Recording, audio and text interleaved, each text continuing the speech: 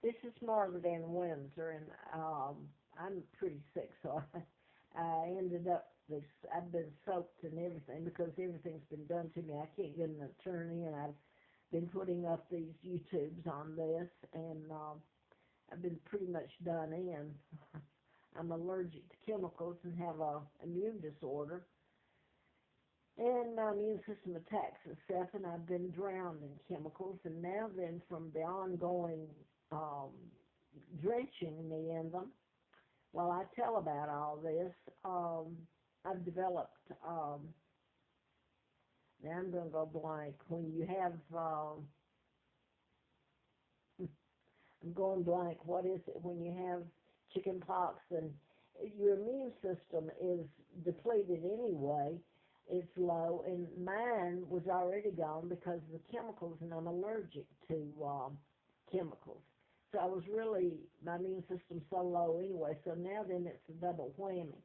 But back to the mind control. When you lock someone up and you treat them for mental illness when it's mind control has nothing to do with mental illness. You stop the programming, or you may have to deprogram. I don't know all the ins and outs. I do know that programming is programming in mind control, and modifies your behavior, makes you do things you would never do. Um, there's totally out of line and out of your thinking. So the other thing is to treat you for mental illness. Not only is that gross, that's torture. To give you psychotic drugs or to just treat you for an illness. A psychiatrist treats you for an illness when it's mind control, and they do know it. So why have they kept quiet all these years? Some of the serial people that committed, quote, serial crimes are in Butner, North Carolina.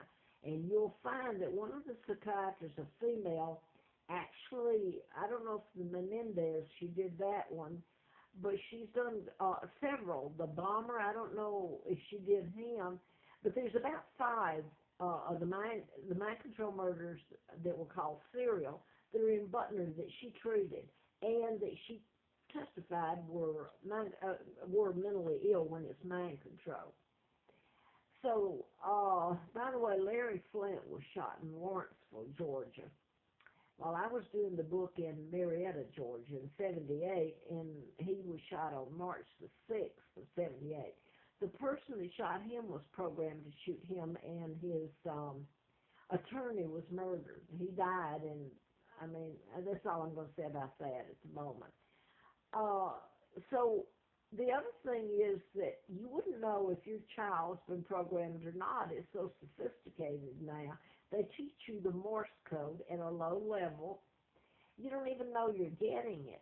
And you can think your son or daughter is acting out, and, well, you may have been at this stage in life because it's been going on for a long time. You may have been programmed yourself, and you would be programmed to tune it out. But a lot of these children have been programmed. And your insurance, when you pay insurance to a doctor, and he's committing medical malpractice, and you can put on top of that torture and going into a conspiracy to cover up mind control, it's a murder weapon. You can't see it. The only way that I could have told about all this is they were done in patterns. But back to the insurance companies, they're paying for a doctor to treat, quote, treat a child or a person for a disorder the child doesn't have. And how about the medical profession? They're being given psychotic drugs or whatever, sleep, when none of that should be given to them. It's mind control, and that has to be stopped. There's no other answer to it. So I don't know anything else to say here. I ended up I never got the book published because I had a letter from the FBI June the 23rd of 79. And my sons and I went through hell. I had the letter, and even with that, I was still full of antifreeze April the 1st of 80. And I was on the highway, put on the side of the road, couldn't get jobs anymore, everything done to me. And my apartment and what money I had taken, and I never knew if my children were alive or dead, really, except a couple of times during then. 83, I ended up at Larry Flint's because he'd been shot and all this, and when I got out there, he paid my air fare out there, and I stayed in his home a couple of times in October, and he knew all about me. I just knew that he had been shot and the person was programmed to shoot him. So I'm going to kind of leave it at that. There's no need going any further with that, but it was right after then I found out about my kidnapping and who my father is, and the way that history has totally changed. The Illuminati or New World Order, they're Freemasons from way back, and they were the ones that took down my father, King Edward VIII, and usually I put out pictures and supportive evidence and stuff, but actually you could go to history and say, hey, why was a 99-year seal put on this supposedly abdication? What happened was that my father, and I found this out in late of 83, and the British told me, and I looked back at where I had been in life, and some of my relatives, especially a German relative of mine, showed up there, and so they were there, even though they didn't get to announce to me who they were, who I am really, because one of them was a count, and I'm not going to go into his last name, but they actually addressed him, and it's later I found out that he was kin to me, and he was there to help me. So some of my people, not the Windsors, but because when they took down my father in 36 to 46 is when Joe Kennedy was appointed ambassador to England by Roosevelt. So it was all fixed. This is JFK's father. JFK and his older brother used to, they flew in there all the time and were at the embassy where their father even addressed the House of Commons. And you know, the odd thing to me is I found out people hate me when I've tried to tell what's being done to me or done. They actually feel that I'm offending them. So it's been a horrible thing to have gone through life and look back. So many people knew it in the media, and they won't tell it because the Rockefellers and Rothschilds control the media and have for a long time. And back to my father. My father was legally married to my mom, Claudia O'Keefe.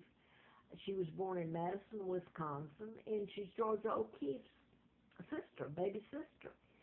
So some of the family, the Windsor family, did not like it, but what it was the Illuminati, Freemasons, the New World Order, which Elizabeth and Charles are part of. Really, it was to get rid of my father because my father was a good man, and history is nothing but a lie about him, and they don't even tell about me and what's been done to me in this country. What the Brits have done the best they could because they're hostages. George VI, who's illegal, my uncle helped take down his own brother and helped kidnap me, and to hijack the monarchy. The Americans were the ones that installed him as an illegal monarch because he worked for them. And he signed treaties allowing the United States to put military bases all over British soil and hold the Brits hostage. Just like they used to tell you there was in the Area 51 in the United States. The United States has got Area 51 in Australia. And people find it funny. It's very, if you could walk in my shoes and see the reactions, when people think you're all alone with them, it's a whole different story. It's weird. They show their true selves.